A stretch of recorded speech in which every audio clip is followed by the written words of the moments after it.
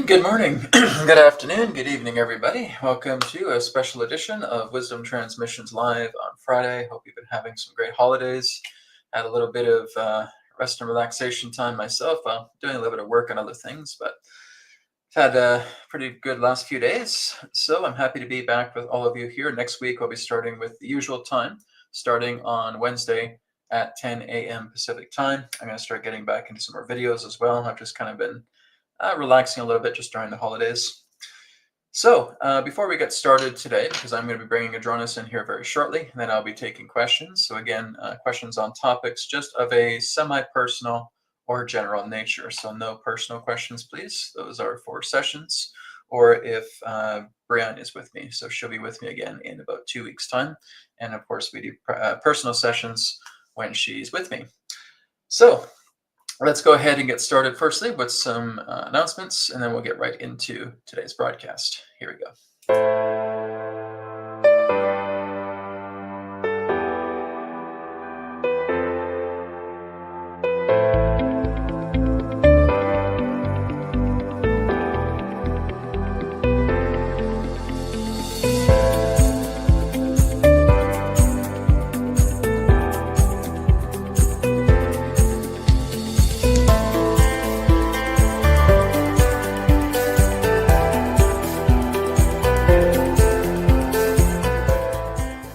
Private one-to-one sessions have returned with Brad Johnson and Adronis, with appointment times from 30, 45, and 60 minutes online. Offline sessions including the 3 questions by email and distance healing are now available. Book your session now through our website, wisdomtransmissions.com. Get readings with Brianne and be astonished at the depth and accuracy she provides for you through her tarot readings. Brianne can create crystal grids for distance healing, plus offer Reiki and Kundalini attunements. She is also a certified Flying Star Feng Shui consultant. Visit Brianne's website and book your session today at readingswithbrianne.com. Source Energy enhanced products to repair and rejuvenate the body. From the power of light to crystals to bed kits, card decks, and more. View our free samples, tutorials, and testimonials on our website, etherx.co. And of course, I do have the brand new Akashic Record sessions that are now available on wisdomtransmissions.com. So these are Akashic Record sessions by email. I also do Yoga Nidra regression. So this is similar to, like you would understand, hypnosis, a little bit more different than a lot of different styles. This is the ancient form of that. You can either refer to it as psychic sleep or yogic sleep. And this is also working together with a multitude of different themes attached to it. So basically, I would work together with you virtually, one-on-one. I would just have my connection with you on Zoom, and then we would go into regressive states. I've worked with quite a few people in the past with that, and they've had some really positive experiences with the Yoga Nidra, so that would be referred to as the Plan 2. And then, of course, Plan 3 would represent the Deluxe, the full Akashic Life Report, which is kind of a combination of the first 2. So again, you can check that out at wisdomtransmissions.com. And of course, in November of 2025, specifically November 8th to 16th, I will be doing the Ancient Egypt Halls of Amenti tour. We are going to Cairo. 9 days, 8 nights, tour of Cairo, Abu Simbel, Nile cruise. So we're going to actually be going on a cruise ship. I'll be doing some presentations on board that cruise ship as well too. Luxor, and of course there's a private tour inside the Great Pyramid of Giza, a very rare one that we have gotten for this tour.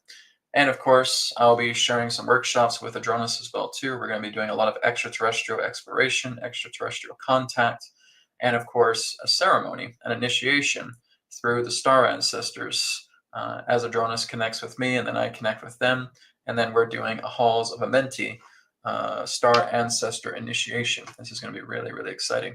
So I'm looking forward to this. It's happening in November. We already have about half of the tour already sold out. So we got a few spaces left. So again, check it out at wowtours.de. If you have any questions, you can talk to the event coordinator, Max. You can reach him through the website. Okay. And the final announcement is our Resonant Dowsing Course. Okay, we have really done some amazing research and discovery. This is something that is very scientific. It is the science of vibration and frequency and energy. And we have worked with many different modalities. within the complete Resonant Dowsing course, from learning how to charge your own food, how to purify and detoxify water, how to find objects, how to find people, how to rejuvenate your body, how to clean your environment. There are so many things that you are able to accomplish through Resonant Dowsing. We also have installment payments available for this course. If you guys have not checked this course out, you are missing out big time. There are some incredible scientific, technical, vibrational frequency teachings that are happening in this course. And it is one of the most amazing courses I think I've ever taught. So again, you can check that out. Just go to ethericacademy.com and check it out today. And again, there are installment payments available through Klarna and Afterpay. Okay, so we're going to go ahead and get started with today's broadcast. So first and foremost, I'm going to go ahead and bring Adronis in. He's going to share a transmission, and then we'll be getting right into viewer topics. I have no idea what Adronis wants to talk about, so we'll find that out here momentarily. So I'll go ahead and get started and see what Adronis has to share with us today. Here we go.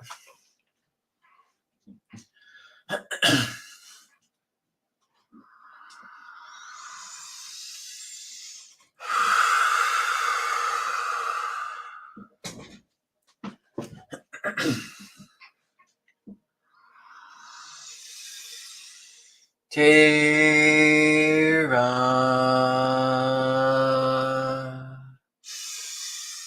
Soul Star Sirius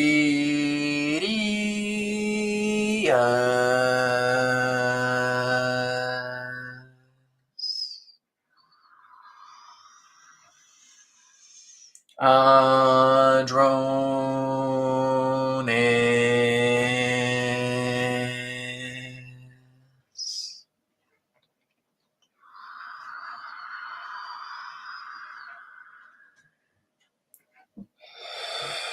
We are here. At this time, we bid you greetings, and thank you very much for the opportunity of this interaction today. I am Adronis of Sirius, sending love, appreciation, and gratitude to all who are tuning in to this broadcast being brought forward through your internet collective consciousness. What we'd like all of you to do at this time is simply allow yourselves to get relaxed, get comfortable, and tune in to the vibrations of Sirius so that you may synchronize, harmonize, and align to all of the information that we have to share.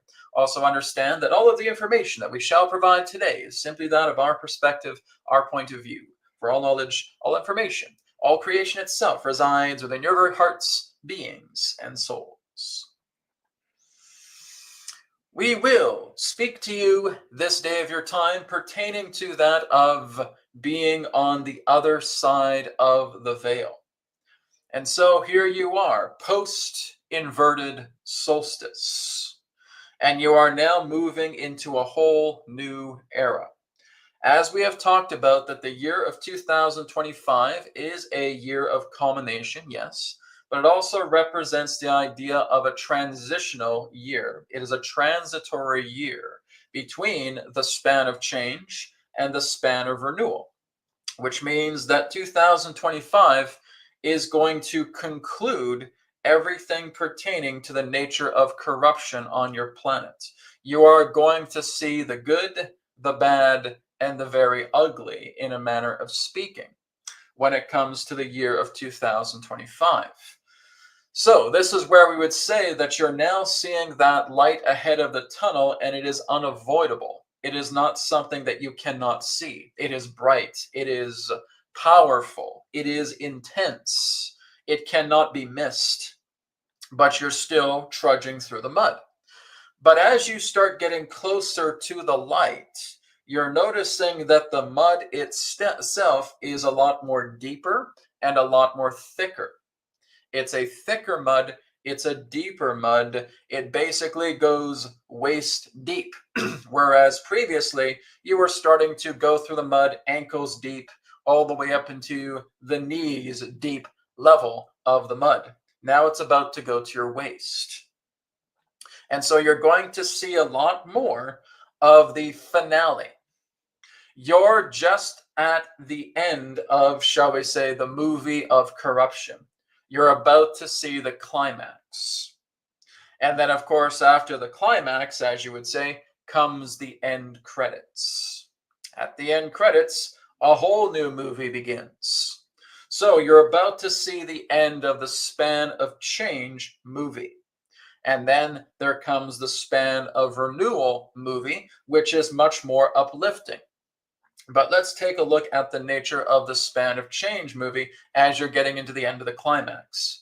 You are going to see the true colors pertaining to those who have attempted to uphold this particular corrupt system for a very long time on your planet. You're going to see exactly who they really are. You're going to see who they represent. You're going to see what they represent. You are also going to see, again, a great deal of phenomena that will, in that sense, introduce other civilizations to you. Not in the way of a formal context, but you are seeing it. It is not the idea that they are going to land on your planet. It is not in the idea that they are going to land their ships upon your ground and come out to you and say, "We are here, let's have a press conference." No, they are going to, in that sense, become a lot more apparent because the veil has gone down. The veil has gone down pertaining to corruption, and they can no longer control the fog, as it were. They can no longer control the clandestine nature of feeling that you are alone on this planet or in the universe, because they reside upon your planet. They reside beyond your planet. They reside throughout the entire universe, that being your own star family and your own star ancestors. We will also state that speaking of star ancestors, that is exactly why you're feeling the intensity on the planet right now. Not only in regards to the relationship pertaining to drones, but also in relationship to, shall we say, the lights in the skies. We would say not even really to pay attention to the drones because that's more terrestrial. But when you're actually looking at the lights in the skies, when you're looking at the orbs, when you're looking at the ships of light, that's them. And so basically, they are here en masse. We will say that there are thousands and thousands of vessels upon the sky. We will not call them spaceships because they're not really spaceships. They are living vessels. They are living entities, as it were. And there are a variety of them that are, in that sense, surrounding your Earth closer now than they've ever been, because the inverted solstice has now passed, the veil is falling, and now you're going to start witnessing this phenomena of your star family, of your star ancestors filling the skies worldwide. So this is not concluded in any particular way. This is just a beginning. So it has nothing to do with any particular type of hidden agendas other than the intention of letting them know for you that they are here. And of course, because there is so much upon the planet that is now being revealed, the veils are being pulled away. The opposition, as we would say, representing the corrupt or the dirty players, the opposition itself is in a state of enragement. And they will try to fuel war. They will try to utilize nuclear weapons. They will try to weaponize every particular type of technology on the planet because they are about to be found out completely. And so, particularly when your Donald Trump comes into office, there is going to be an incredible amount of exposure that is going to take place.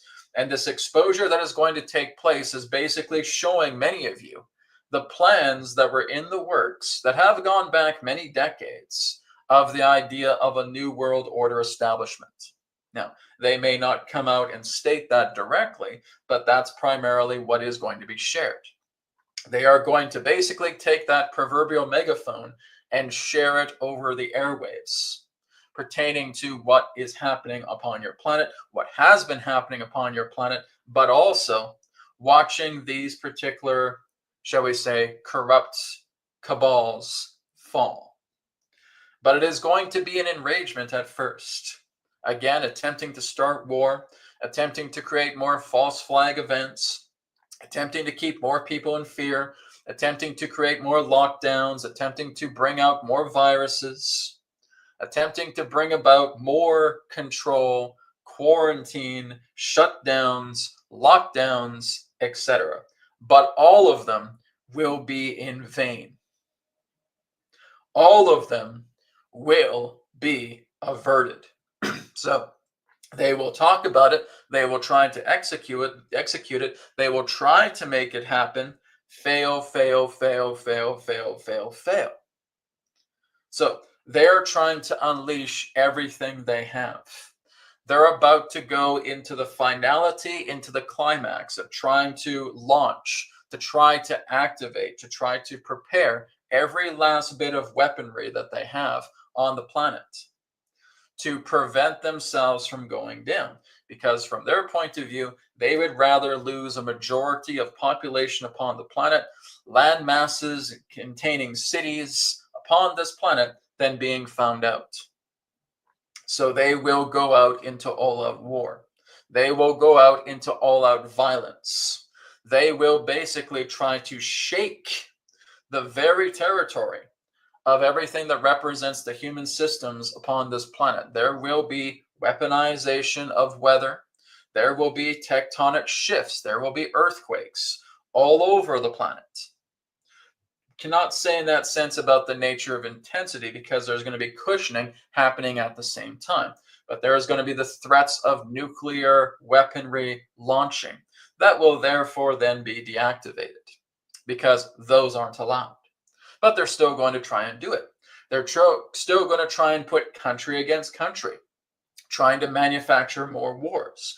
It will feel very, very intense, but even after all of this intensity, it will start to die down. As you get into the latter half or later portion of 2025, between the second half of the year up until about the last quarter, there will be that intensity, and then it will start to die down. So you are in for, again, another shakeup, and we are giving you the exact same advice as we have given you year after year that this has taken place. Work on yourselves. Stand together. Remain united. See yourselves as the greatest allies. Come together. Stand firm. Stand tall. Look into yourselves, because this is what's going to help you to see the bigger picture. As we have talked about before, 2025, yes, is going to be a very intense shakeup of a year. But as you get into the later time of this year, you're going to see everything start to settle, because you've moved into the light. And everybody that is here on this planet that still remains into the later portion of 2025 will come into that light, whether they see it or not. All right. We thank you very much for the opportunity of this interaction today. I am Adronis of Sirius, and we will now begin with your question and answer period. We will now return to the conduits. One moment, please.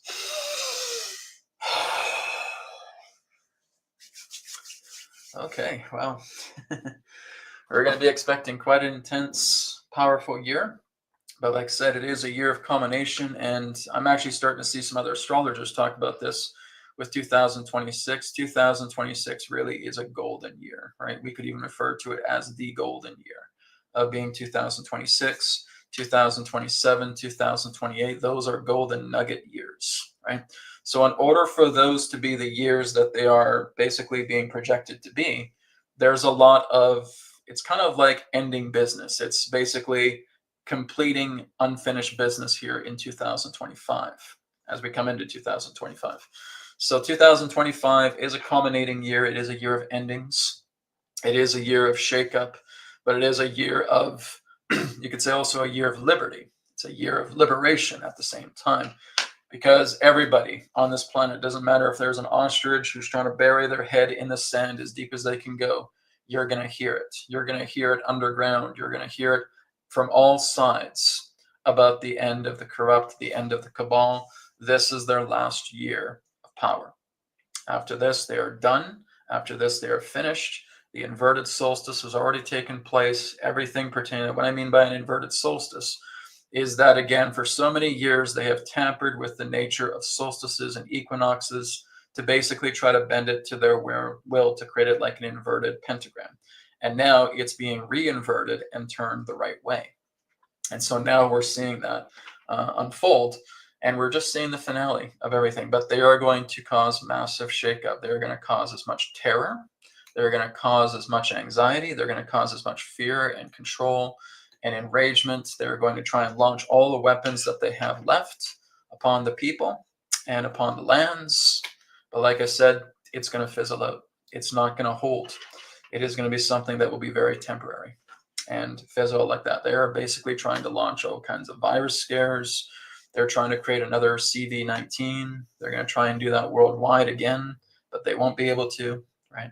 So like I said, there's a lot of stuff coming. So we're just going to be monitoring how things are going throughout the year, maybe month by month, as I continue to do this webcast every single week. But yeah, there are some really intense, powerful energies, but at the same time, enriching energies, because this is the last year that you're going to see them in power, and the last year that you're actually going to see them do anything like this.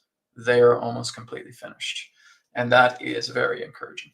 Right? But like I said, we learn a lot from the darkness. We learn a lot from the shadow teacher, so to speak, so that helps us to come more into the light. That's really what it's all about. Okay, so let's go ahead now and move on into some questions. So I'm going to go ahead and go into the comments. We do have a couple of donation-based questions, so I'm going to be doing donation-based questions first. So if you do have a question that you want to put on the YouTube Super Chat or on the Rumble Super Chat, then feel free to do so, because that will put your question in priority sequence. Okay. So let's go to first question here from EUM142. Hi, Adronis. If Germany had Nuremberg trials after WW2, then why we can't have the same thing in front of the scenes after COVID agenda? You're going to, okay? And I don't need to bring Adronis in because he's talked about this, okay? You are going to have that. But the whole idea in that sense is it's not really the time yet for those particular type of Nuremberg-like trials to happen. Now, there certainly have been military tribunals happening behind the scenes with quite a few people, particularly the ones right now who basically have avatars or replacements or doppelgangers in their place. That means that they've already been tried. There's been a lot of military tribunals. But if we're looking at the CV agenda, that's coming. That's a disclosure that needs to happen, right? It's kind of like there needs to be much more of a larger audience and a lot more of a support system on a public level for something like that to occur. You may think that that's something that's available, but not really. People are still just so completely concerned about surviving, right? So there needs to be a few more pulling of the levers here so that more things can come about that leads into something like that. Is something like that going to happen? Most definitely, right? But this is exactly what we talked about with the JFK assassination, with the idea of the moon landing, with the idea of 9/11, right? We're looking at all these other major events as well, too, because they're going to have Nuremberg trials in a way, too. Okay, there's a lot of things that require those particular type of trials, but we have to kind of get through the sludge a little bit more further. A few more levers have to be pulled that are bringing about, again, more expanding events where people realize that there is actually something that is in favor of what they want. And we're just starting to move in that direction. We're not 100% there, but we're starting to move forward where the nature of government, where the nature of leaders, where how we work together with each other, all of that is now being in supportive manifestation through our daily lives. And as that becomes much more supportive, you're going to have trials like that. So it's on its way. It's coming, right? But as Adronis would say, is that there needs to be a few more events first to bring about unity consciousness towards many of you. And then through that comes the idea of these particular trials. So it's coming. It's just not time yet, but it will be coming soon. Okay, if I was looking at that pertaining to CV agenda, right, and just the idea of when it's upcoming, yeah, I feel it's going to come during Trump's administration. Okay, so I'd say anytime within the next 4 years. It may have been sooner than that, maybe within the next first year or two, we may start to see the idea of those particular trials coming forward and a massive exposure happening with it. So it is coming, not yet, but very, very soon, because now things are starting to move towards the people's favor and less on the cabal's favor. Okay, so that's what I can share about that.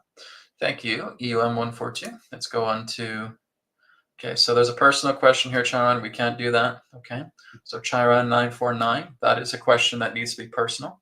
Okay, so that's a personal question, I should say. That's something that you would need to address with me personally through a private session. Okay, so I'm not going to cover that right now. Let's go on to David. So again, guys, please, no personal questions. I will not answer them. Okay, if you have personal questions, that's where a private session comes together, or you can look into the Adronis classroom. That happens every Sunday. You can ask Adronis these things. You can talk to him. You get a 7-day trial on patreon.com/Adronis, right? Just go there. Maybe I'll pull that up. That's one of the things I forgot to pull up when I was on the air. Let me see if I can find it here. Okay, yeah, right here. So maybe I'll just leave this running. So Adronis Patreon, patreon.com/Adronis. Okay, and if you guys do have personal questions, start a 7-day trial. Go on a 7-day trial on Patreon. You'll have one class free, and you can ask Adronis questions. You can even start to ask questions by email for him with a question like that about your star origin or any personal question that you have. Okay, so check that out. Let's go on here to David. David is the next questioner. Okay, so David says, hi, Brad. Question for Adronis. Does the book of the law speak full truth about the universe, or is it just what they know to be the truth? Okay, one moment.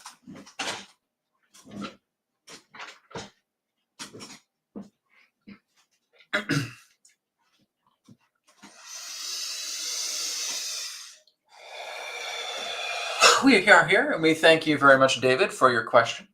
As you term the nature of the book called the Book of the Law, you have to understand that that particular book in that sense is always giving you a perspective. Now, here's the thing. Every book on your planet does not hold the truth. Not a single one. Not your Holy Bible, not the Quran, not the Upanishads, not the Vedas, not anything of that nature. None of those are the truth. You are not going to find the truth in a book. What you are going to find is perspective. What you are going to find is experiences of entities who may have had their own particular nature of truth bestowed upon them, because the truth is subjective, not objective. So when you're looking at the book of the law, when you're looking at the Bible, when you're looking at the Quran, when you're looking at the Torah, when you're looking at the Upanishads, when you're looking at the Bhagavad Gita, when you're looking at the Mahabharata, etc., all of these sacred books, they are only giving you perspective from the experience of the reader, of the writer, we will say. So the writer, in that sense, is giving you experience because they have touched something of that nature. The book of the law may have certain points, but it's not the truth, because the truth is not objective. No book in history on your planet has ever given you the truth, ever. It is only perspective. It is only philosophy. When you start to walk that path and you start to go inwards and you start to ascend yourselves up through the higher mind and moving much more deeper into your transcendental self, you will have the opportunity to see truth subjectively. Truth cannot be written about. Truth cannot be explained. Truth cannot be explored through objectivity. It is subjective.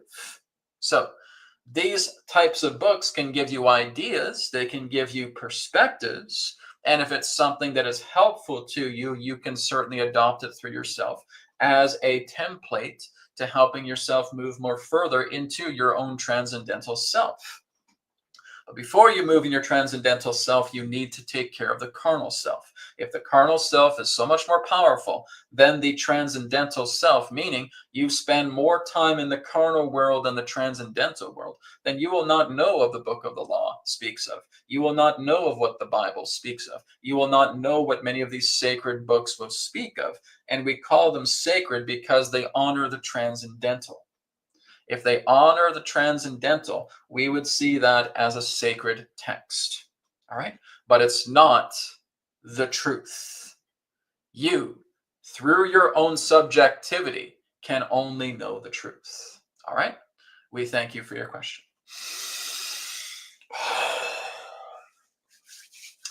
Okay, thank you, David.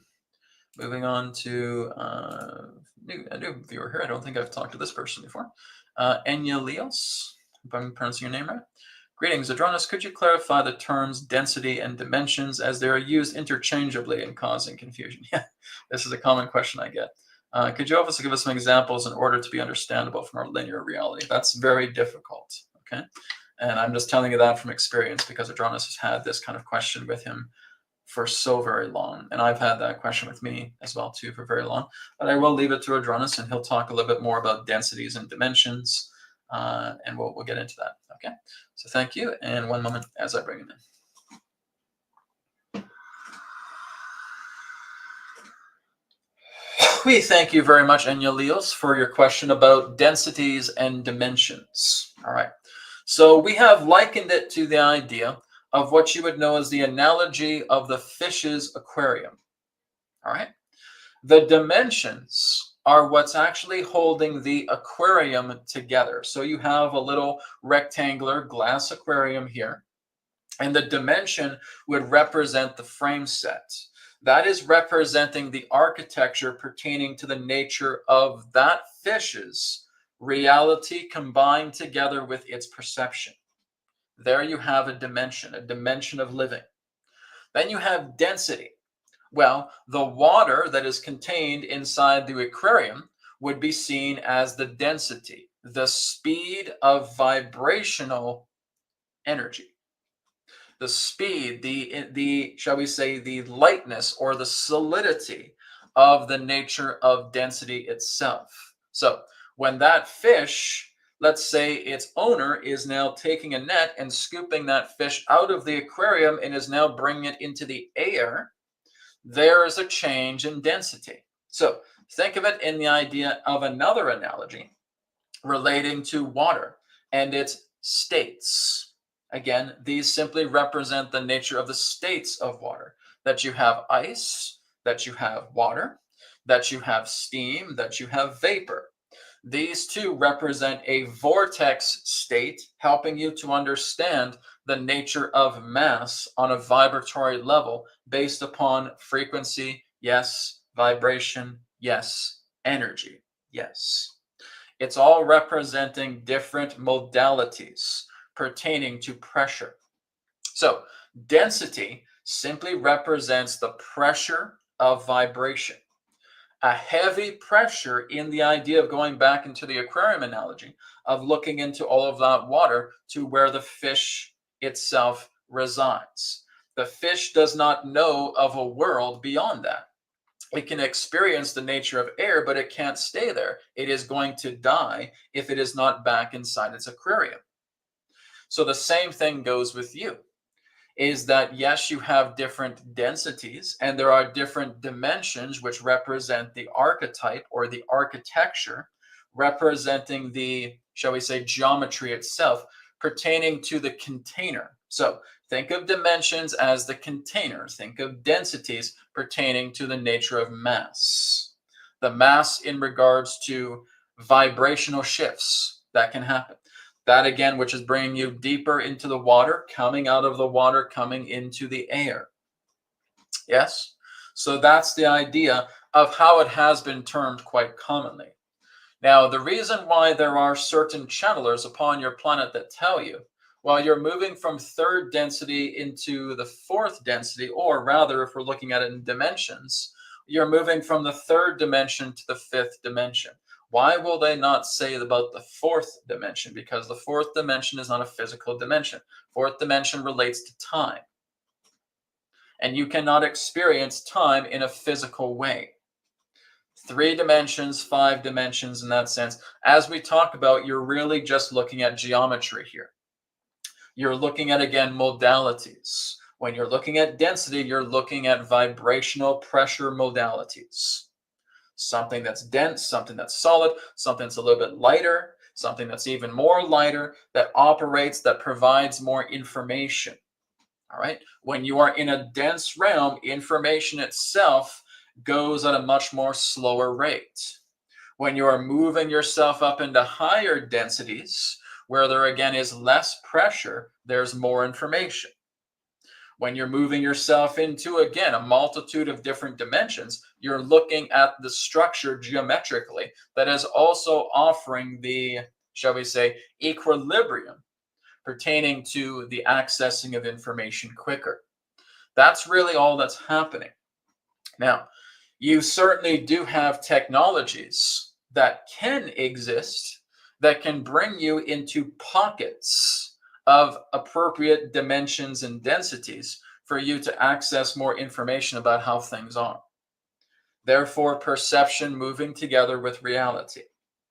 And therefore, through that particular point, you're able to get much more of a greater understanding through such densities and through the corroboration and cohesiveness of appropriate dimensions that represent the sacred geometrical archetype that hosts the nature of the vibrational pressure in question to which we're referring to.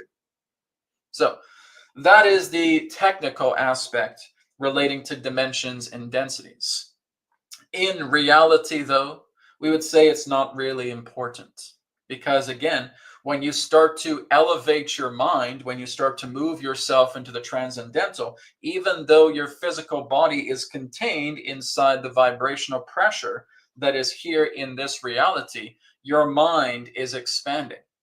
And you are able to touch much more of those intelligent domains so that information can come together. So from the mind's perspective that has been elevated through transcendentalism, it is now receiving all this information, but for the body to try and communicate all of that, it's still here in the heavy vibrational pressure. So that's the idea, is that as you are a part of this world and its constituents relating to its own appropriate vibrational pressure modality, as well too as the own sacred geometrical context that hosts this particular reality in the form that it does, to exchange information at the coherent rate that is acceptable for you to learn and develop yourselves. The key is transcendentalism. Even though you may not be able to explain it too well, you will start to know it because you are elevating the transcendental nature of yourself. And that's the key. That is what goes beyond all dimensions and densities. That is, again, as we stated, the subjectivity of the nature of truths. When you adopt the greater nature of yourself, that is the transcendental being that you are. All right? We thank you for your question. Okay, guys, I hope that made sense.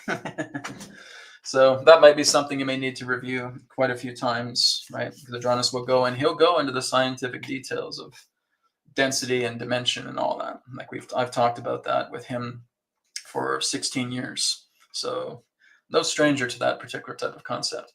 Anyways, thank you very much, Enya, for your question. So let's go ahead. I believe that's all the donation-based questions we have for now. So I will go to the chat until there's another donation-based question that pops up. Okay. Actually, no, there is one here from Life is Magic. I'm not too sure why yours didn't show up. I think StreamYard's getting some glitches here.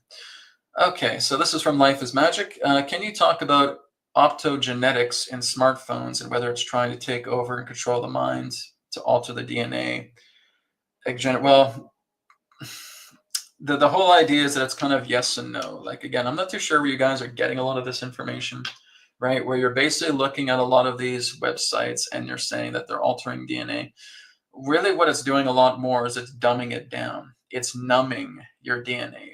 The idea of alteration, in a way, yes, but it's more so that if you're constantly on your phone, it's causing these particular vicious radiation, or I should say radiation bombardment within your body that basically causes certain forms of DNA to numb. That is basically affecting the connectivity of your brain as well too. There's a lot of forms of neurological and genetic, you could say, disservice that it is doing to your body altogether. So the whole idea is that, number one, if you're deciding to use a phone, I would suggest that you're working with etherics. Okay, you basically would get something like a safeguard. Okay, so you get the digital safeguards that are contained on etherics. You can buy them. They're a digital download. You print them out on your computer. You take a little strip and you put it on the back of the phone. That will completely render all of those problems pertaining to radiation inert. It will take dirty EMF and dirty ELF, and it will convert it into clean EMF, right? And I've seen this done. So that's one idea. Utilizing the nature of radiate would also be a very good benefit as well too, because I have technology already that exists that nullifies all of the problems pertaining to cell phones, right? So working together with divination, because that's my tool that I use, it shows that a lot of these bombarding frequencies, this radiation that comes through the phone, is being completely and totally nullified, and it's being turned into something much more beneficial. So that's on etherics.co. Right? And you can get the digital safeguards for relatively cheap. Again, it's a digital download, so you can print off as many of them as you want. And that can be something that's very beneficial. We also have the personal safeguards as well, too. That also helps to clear out a lot of that EMF and ELF radiation that's kept inside you. I also work together with the full body scans, and I can determine exactly how much radiation is caused quite commonly through electrical devices or digital devices or handhelds in that way. And I can find that on a scale. And then we can reverse that and clear that out. I've done that for quite some time, my friends. This is nothing new. There's nothing extraordinary about it. All you're doing is you're working with vibration, right? Vibration against the idea of some particular technology that is radiating very, very unhealthy radioactive. I'm not going to try. I'm trying to censor myself in a certain way. That's basically causing a lot of radioactive shenanigans, right?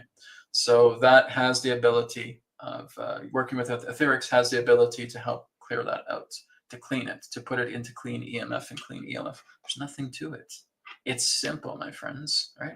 This is just the idea of being able to be familiar with vibrational science. This is exactly what I teach everybody in resonant dowsing, is how we're able to easily correct every particular device that is polluting. Every particular device that is contaminated, every single one of them can be cleared. Even when I just drive around my neighborhood and I start seeing 5G towers, and I know that the 432 hertzes aren't in there yet, it's just a matter of putting the frequency in there. And now all of the frequency that's contained right into the machine is clean, right? And you can test this. This is not difficult, right?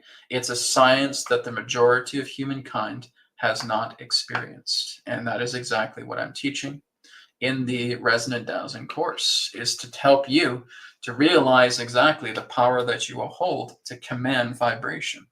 So I can put it in my phone. I can use a little strip with the safeguards, or I can start working with the pendulum if I'm trained in resonant dowsing, and I can convert it so that it never spews that toxic radiation again.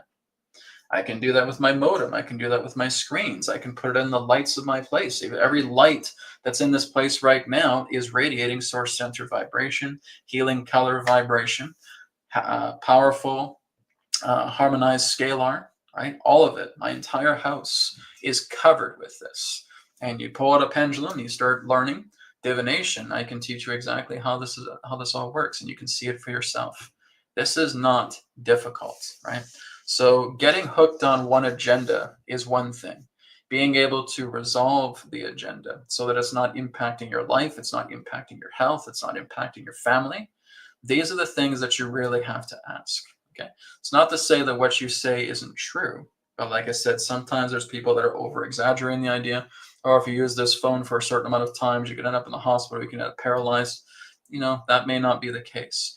Yes, it's certainly spewing toxic radiation. Yes, it's certainly being very unhealthy to keep using these particular types of phones because they are weaponized. Guys, I'm sorry, but upon this planet, every single device that you are using that is created by man currently is weaponized, okay?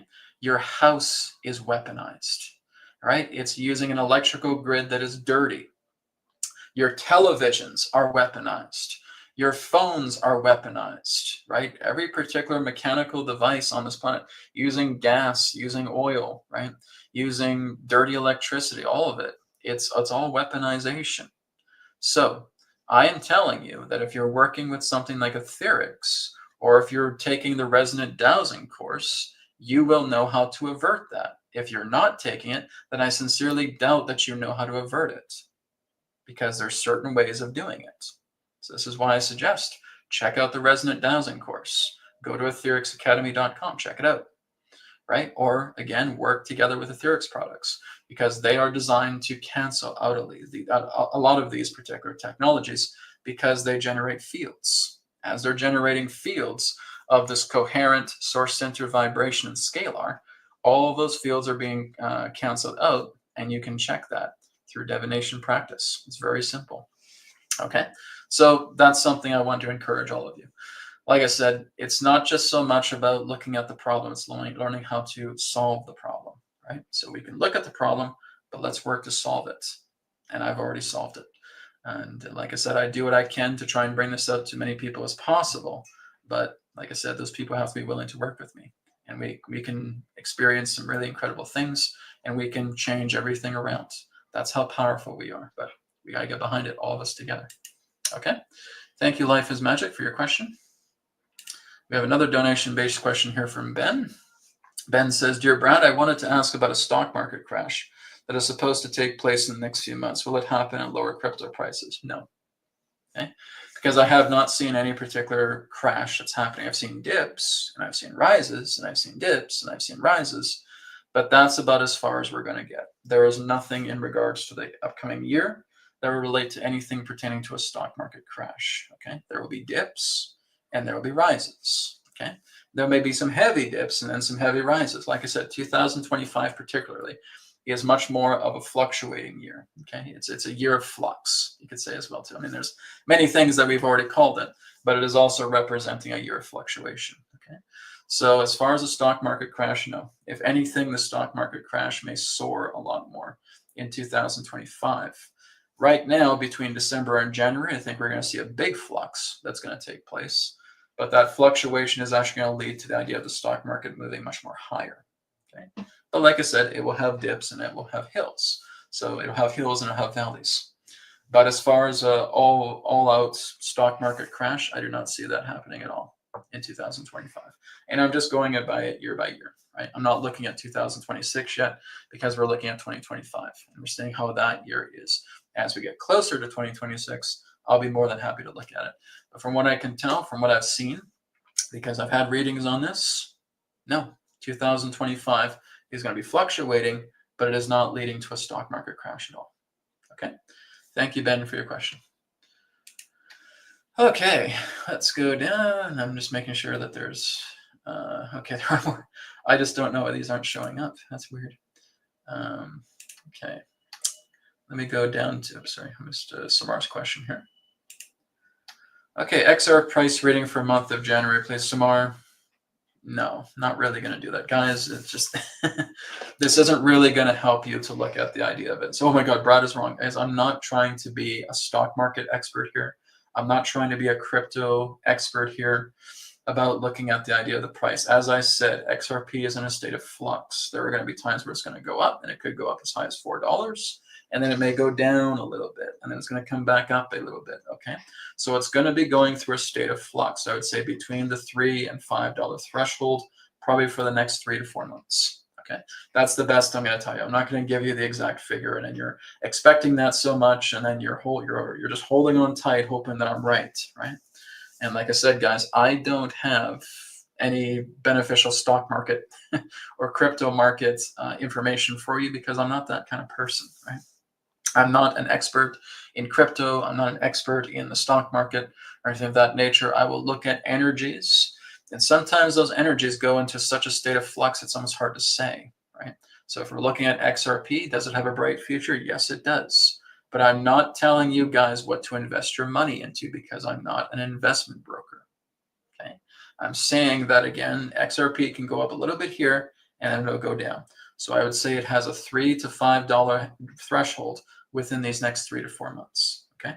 And that's the best I can say. It's basically in between that ceiling, between $3 and $5. So that's the best I can give you, Samar, okay? Thank you very much. Okay. All right, let's go to the next question here. This one here is from Bang Bang. Are Octurians and Draconians known in all galaxies? Bang Bang, why would you ask me that question?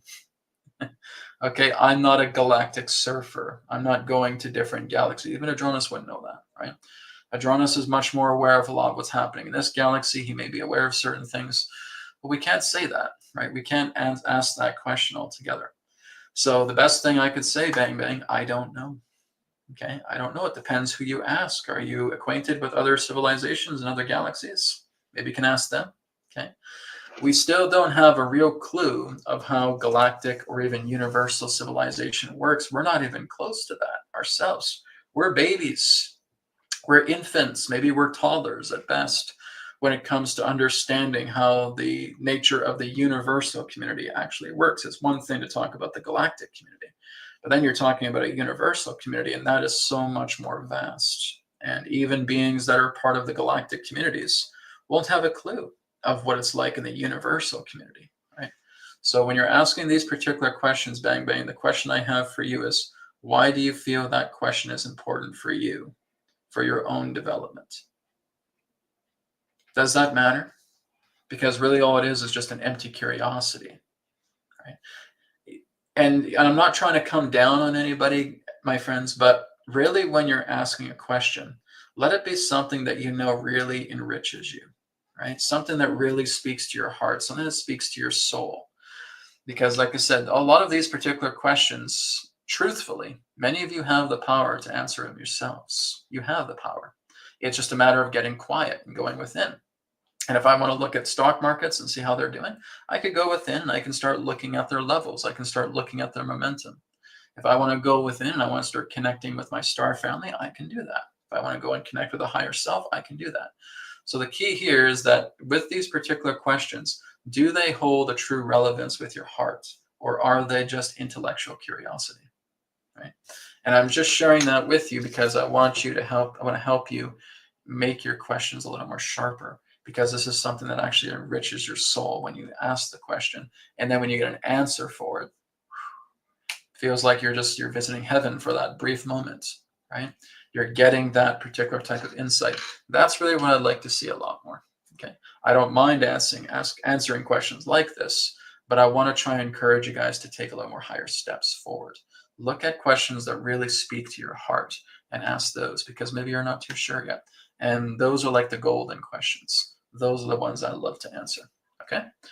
No question is bad, but let's try and work on bringing the questions in a higher caliber. That's the key here. Anyways, Bang Bang, thanks for your question. Okay. I'm just double checking, make sure I don't have any donation-based questions left. Okay, I think that's all of them. All right. Now we're through the donation-based questions. Now we can go into some of the standard questions, unless there's another one that pops up. Okay. Not that I mind. Donation questions, standard questions, they're all good. Okay. Okay, this one here is from Gijo. Gijo says, Adronis, how accurate is remote viewing? Okay, one moment.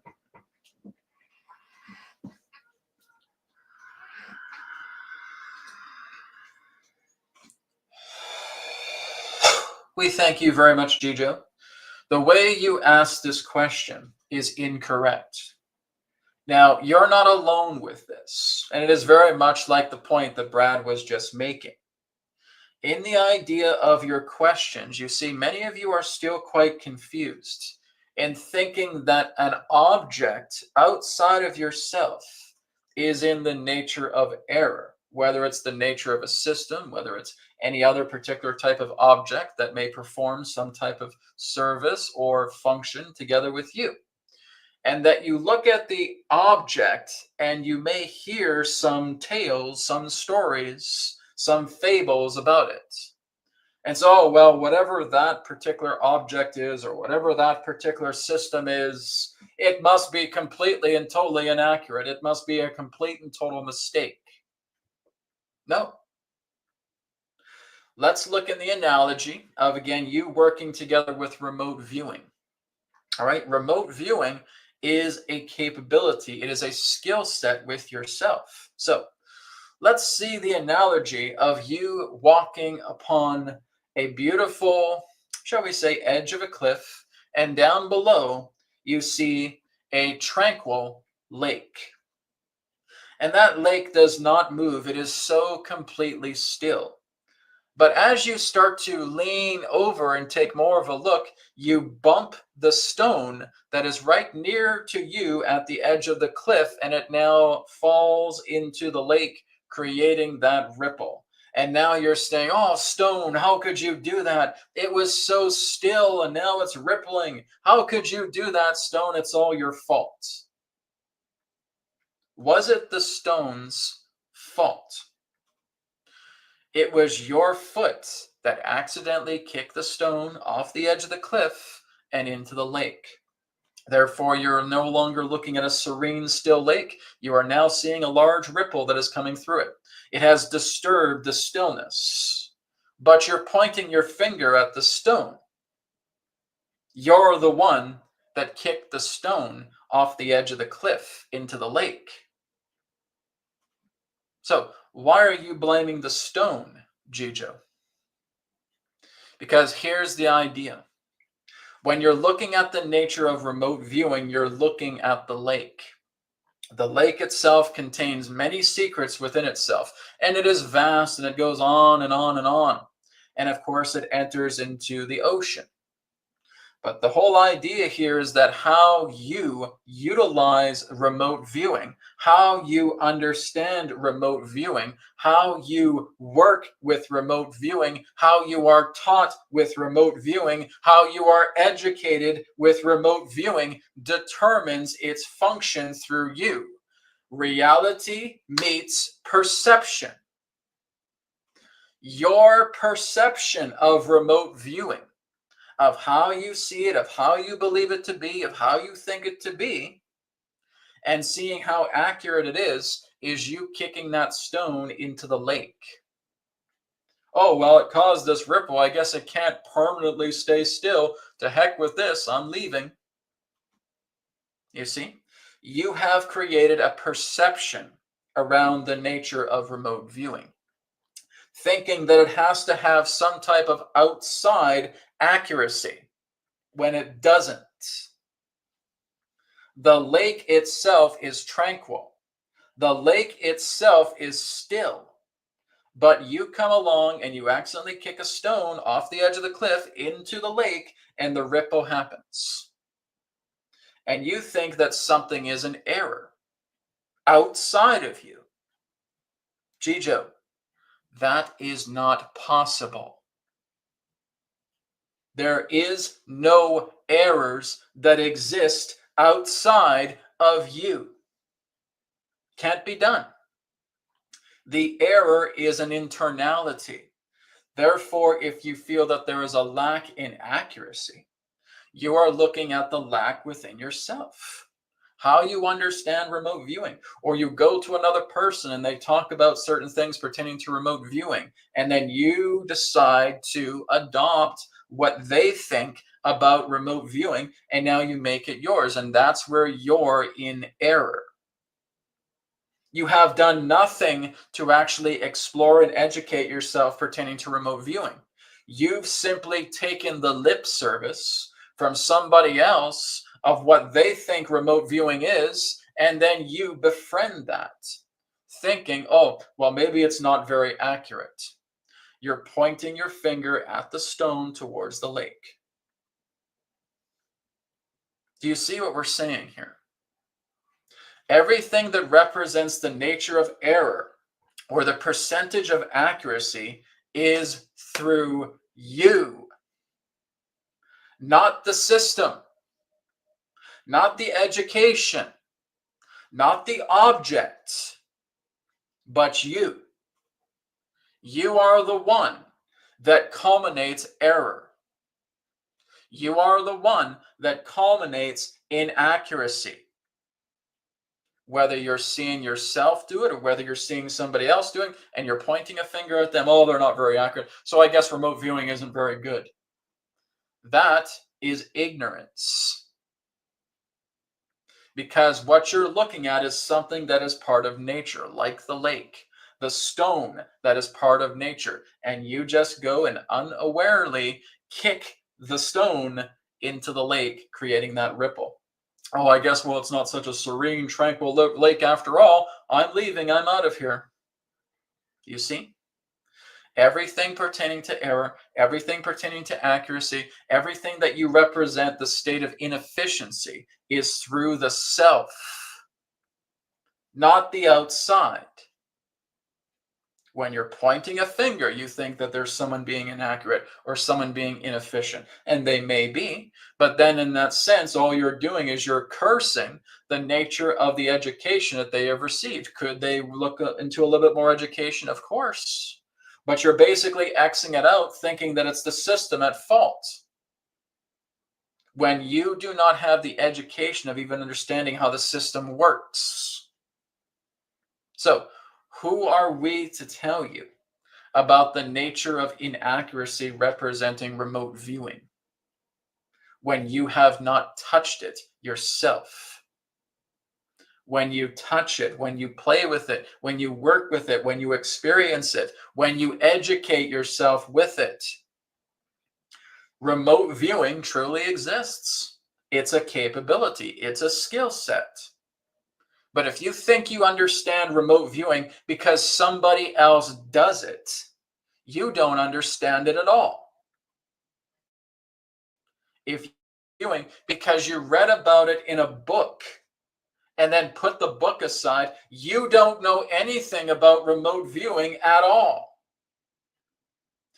In this instance, if you pick up a book about how to swim and you start reading it, but you've never gone inside a pool of water to try out the ability to swim, then you don't know swimming at all. Do you see what we're saying here? Accuracy on the outside does not exist. It is your familiarity with the topic, with the discussion, with the subject. It is your application of that particular learning, of that education that matters. So, yes, you may discover somebody who is doing remote viewing, and maybe they have not been inaccurate, may have not been accurate, but that's okay. And you may realize that, and you're able to let it go. That person may require more education on remote viewing. But what we can say for that person is that they are working with it. They are educating themselves with it. Do they require education? Perhaps. But that's not the problem. In that particular example of thought, what is not being depicted here is the percentage of accuracy relating to remote viewing itself. Because remote viewing has no body. It is a skill set. It is a capability. It is knowledge. You're the body. And we're saying this about remote viewing, but truly we say this about everything. Everything that you know is a skill set. Everything that you know is an education. Everything that you know is an object. How well do you know those things? Do you rely on somebody else telling you something about it, thinking that you then know something about it when in fact you don't? If you do not touch it with experience, you know nothing about it. So we want to plant that seed in your garden, Jijo, to help you get a little bit more understanding. And for those of you who are also contemplating this, there's a seed to plant into your garden. Rather than thinking the external has error, it doesn't. Error exists within. All right? We thank you for your question. Okay, very good. Thank you, Jijo, and I hope that brings about some clarity on things, because like I said, it's not just about remote viewing that Adronis is talking about, right? It's the nature of everything that we experience, right? It's the way we've been living, my friends. It's we don't know life. And if we did know life, we would not be struggling in the way that we are, right? I'm still attempting to understand my life as it is too. But like I said, we are the furthest thing away from life right now. And it's time to get on track with it and move forward with it, because it tells you everything about life. And it's mesmerizing. It's magnificent. Okay.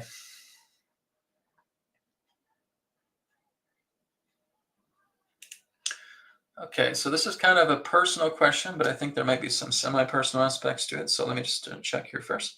I kind of skim through it quickly. Hi, Brad. Hope you had a good Christmas. My question is, myself and my family and everyone in a small town in Wales has been struck down with a horrible virus, cough, headache. Are we sprayed? Well, that's usually what can happen. Again, I can't tell too much because of censorship, but that is what can happen. So what I would suggest, and if you've been on my webcast previously, or even the past few weeks, you know I've talked a lot about the white light breath, okay? And that's something, Christina, I'd like you to do, and please pass it on to other people, okay? We can't control what's happening. Unfortunately, when those things do happen, they do happen. But what we can do is try to remedy ourselves. This is where we work with the white light breath, okay? There's two techniques that I really urge everybody who watches my channel to try. Number one, trauma transcendence technique. It is free. It is a free 10-day e-course. Go on to wisdomtransmissions.com, put your name and your email there. You'll start working with the 10-day course. Okay, there's a free video that pops into your email. You go to the website and you check out one video every day for 10 days. Teaches you everything about TTT.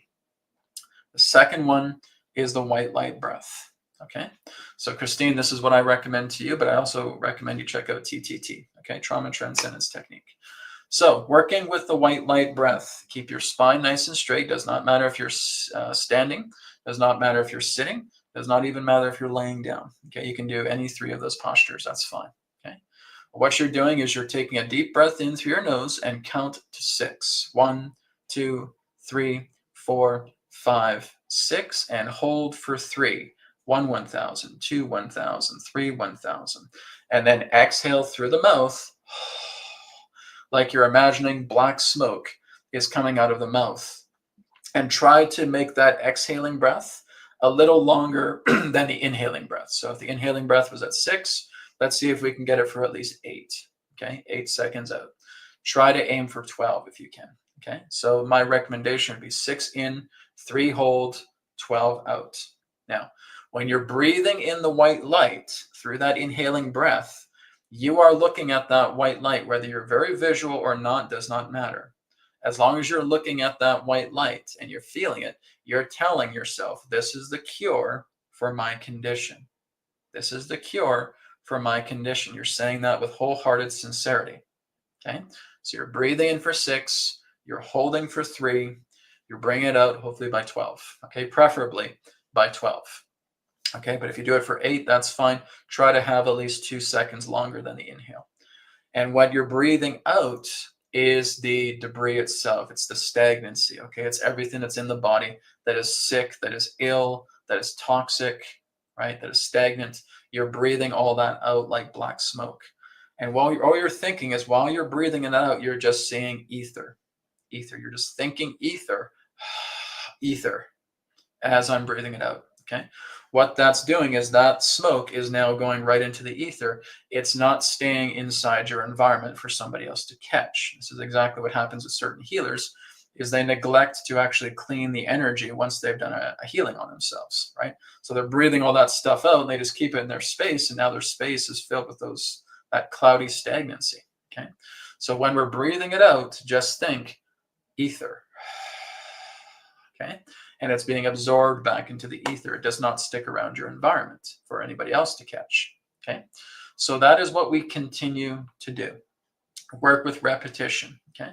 There really are 3 principles that I talk about relating to my entire nature of work, that if you have these 3 particular principles within yourself, you are going to understand my work very well. Number 1, have an open mind.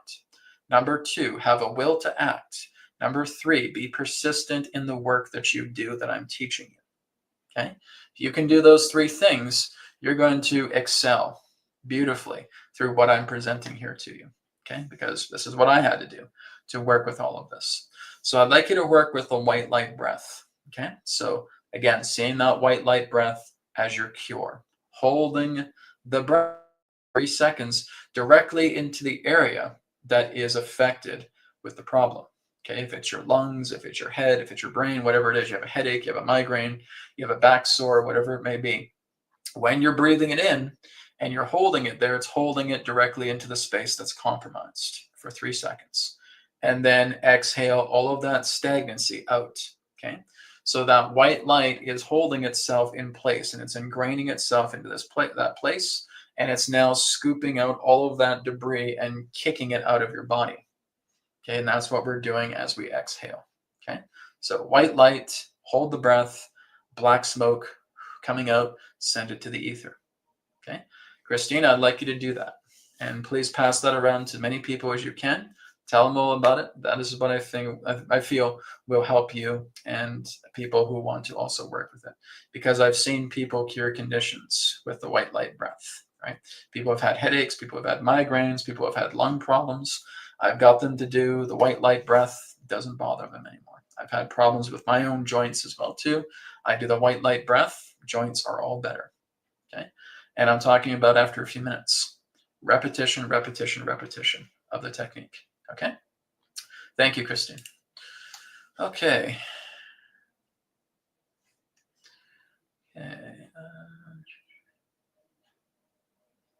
How are we on time here? Okay, we've got about 15, 20 minutes left. Okay. Okay, this one is from Chiron949. It's a revised non-personal question. I appreciate that. Thank you. Like I said, there's a time and place for that. Like I said, when I bring Brian with me, then we do like personal questions. Like I said, there's the Adronis classroom, and of course, there's also my private sessions. There's also Brian's private sessions as well too. She does an incredible job. So, hi, Adronis. Is it true that our DNA, when decrypted using the 4 ancient languages, Sanskrit being one of them, it translates to "I am God"? No. Okay. And again, I can bring Adronis in for this, but that's really the answer to the question. Because again, if you're still looking in the nature of the DNA to translate into words, you're missing the entire point of DNA. Okay, that's like hearing a beautiful, heavenly theme song that you're just getting in your mind. It's like you're going into the gates of heaven and you're feeling this melody, and you're trying to translate this melody in regards to what it shares pertaining to words, and you've distorted it by doing that. Okay, so when you're looking at the ancient languages, Sanskrit in that sense, there is light transmission pertaining to that. Okay, but I'm actually talking more about the nature of DNA itself.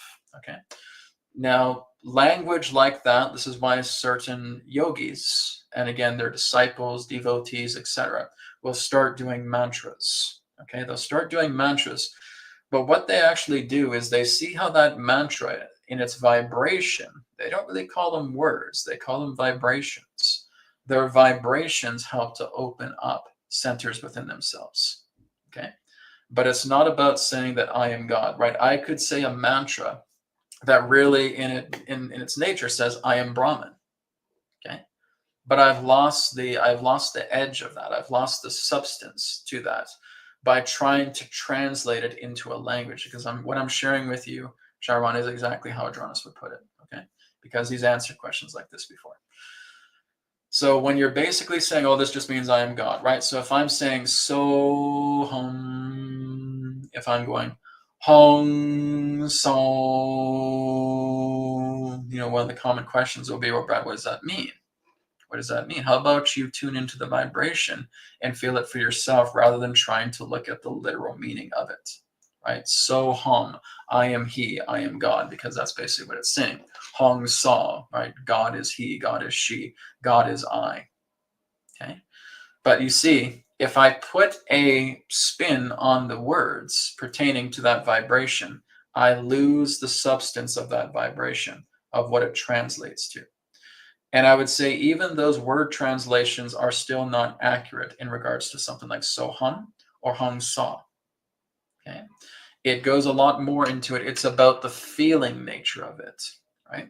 This is why I say is that, yes, if you're using ancient languages, don't try to translate it into English. Feel it, right? Feel its vibration, right? If we're going, oh, and what does Om mean? Okay, it could mean I am, it could represent God, it could represent the self, it could represent the absolute, it could represent Brahman, it could represent Para-Brahman. Okay, it could represent all these different things. But as soon as I put an English definition on something like that, I flatten it.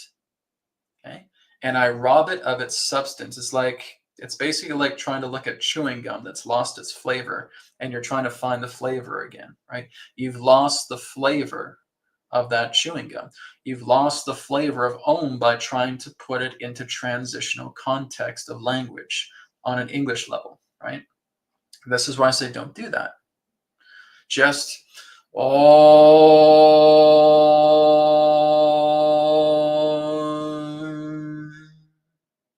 So, yes, that is a powerful vibration, and it does hold particular contemporary language to its definition, but this does not satiate you, right? So this is, again, this is what I talk about when we start moving on the heart path. When we start living on the heart path, it's not about trying to go onto some online dictionary to find out what Om means, to find out what Soham means, to find out what Om Namah Shivaya means, right? If you're doing that, you don't understand the mantra. If you're doing that, you're not taking the benefit out of the true substance of what's being taught to you, what's being shared with you. You have to feel this from the heart. As soon as we go into here, okay, Om equals I am. Wrong. Because you flattened it. Okay? I look into the 4 ancient languages. I look into Sanskrit. I look into ancient Hebrew. I look into Sumerian. Right? I look into any other particular language you want to put in there.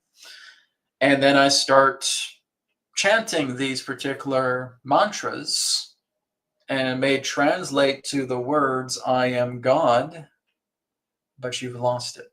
You've flattened it out. You've got it to completely lose its flavor.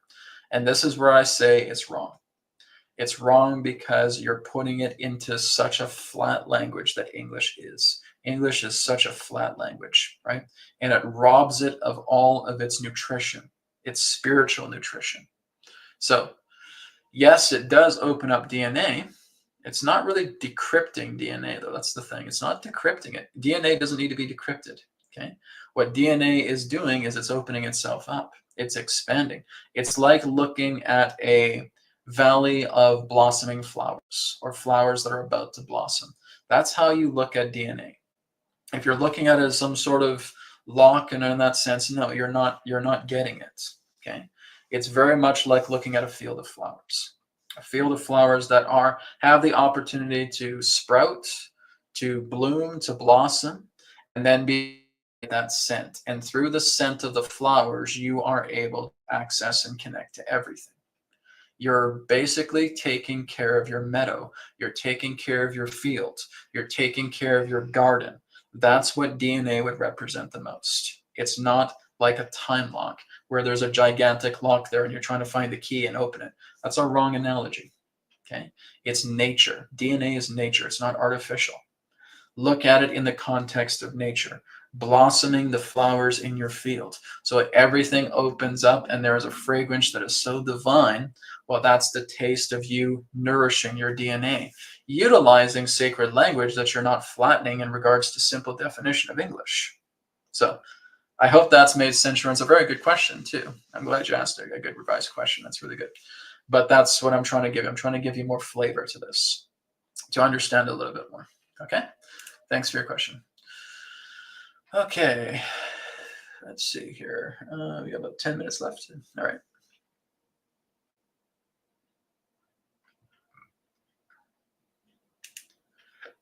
Okay, so Janice says, question for Adronis or Brad. Is there going to be a reset of Vietnamese dong at some point, or is it something else going to happen with currency reset? I don't see Vietnamese dong going through a reset, no. See, again, we look at that term reset. We think that everything is basically just going to go back to zero and then start over again. It's not really going to work that way, okay? It's the idea that there is a revaluation taking place, but it's not just bringing everything back to zero and then saying it's flourish once again. It's that it's kind of like you're taking the taintedness out of a lot of currencies that are on the planet to overhaul. It's like an overhaul that's happening. I wouldn't really call it a reset, as it is much more an overhaul that's taking place. Like I said, cryptocurrency is really going to be the front runner of money in the future. Okay, that's just where we're going. Cryptocurrency is by many means far greater than what we have in standard country currency right now, right? Crypto is basically going to be taking over, not right away, but over the next few years, it's going to be the currency to use. As I've said, there are financial systems rather than just a financial system. You will still have certain things like fiat currency. You will still have certain things like gold-backed, silver-backed currency, working with precious ores, maybe working with other particular variations of exchanges, and of course, cryptocurrency. As I've said, I've seen these universal terminals commonly in all different forms of stores and all different types of commerce and so forth. So the Vietnamese dong, I don't see it, like I'm opening up its folder akashically right now, and I don't see it being reset. I do see it being cleaned. I do see it being overhauled. I do see it being renewed, but not really reset. Renewed is what I would say instead of reset. Okay, but in regards to that, it kind of needs to play a part with the market as it starts to expand itself a lot more. And like I said, I'd say the golden years for that are 2026, 2028. Okay, thank you, Janice.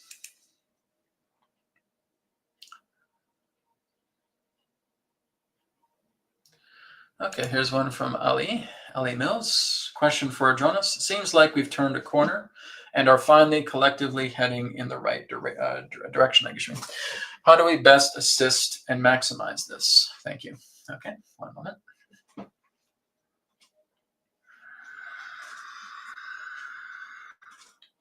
We thank you very much.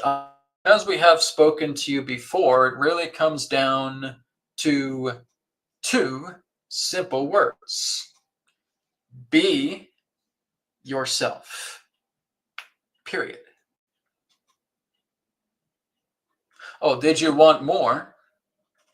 Well, that's the idea, to maintain this path. Because everything that is aligning through your reality, through your perception, is because you're being yourself. If you are not yourself, you suffer.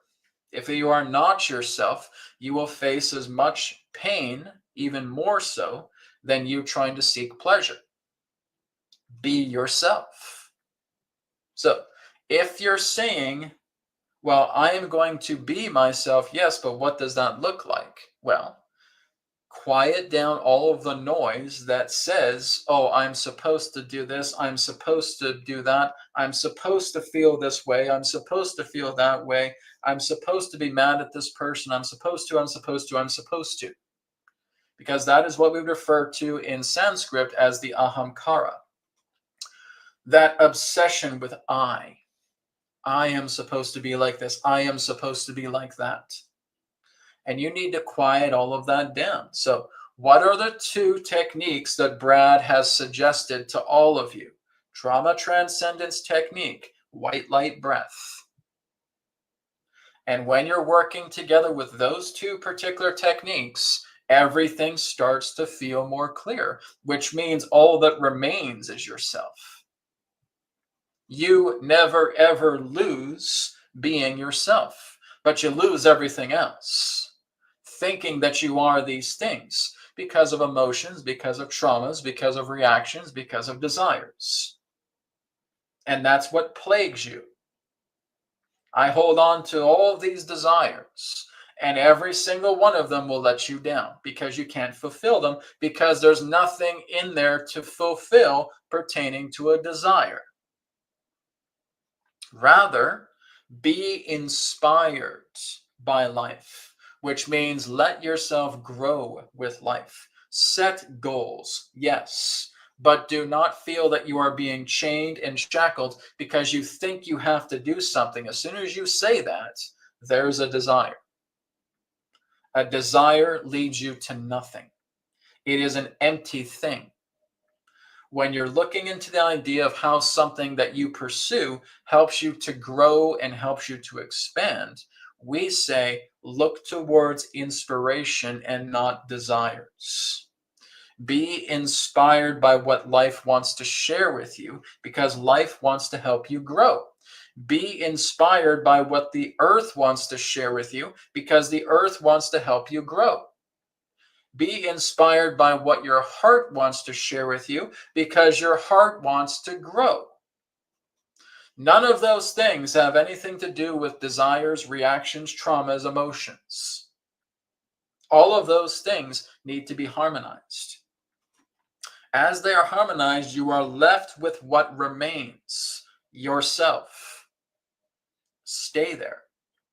So what you need to do is work on why these emotions are flaming up due to tendencies, what they are leading to pertaining to traumas, what they are also leading to relating to the reactions of you keeping your desires around, and therefore why those desires are within you. This is explained in trauma transcendence technique. Clear it all out. And when it's clear, all that remains is yourself. And therefore be inspired by the natural rhythm of life.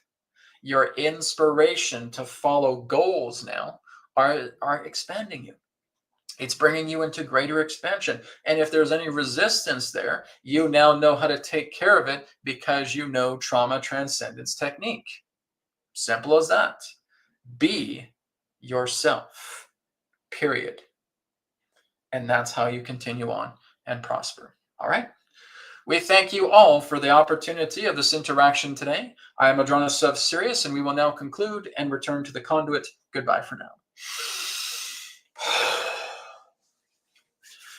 All right, everybody. Thank you so much for joining me today on the webcast. Again, this special Friday edition. So again, I'll be back on Wednesday with another episode of Wisdom Transmissions Live.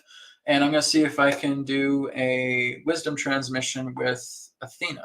Okay, that is going back into my connection with the Delphi, and see if we can do an empathic interfacing live next Wednesday. Okay, so that is going to be the theme of next week's webcast.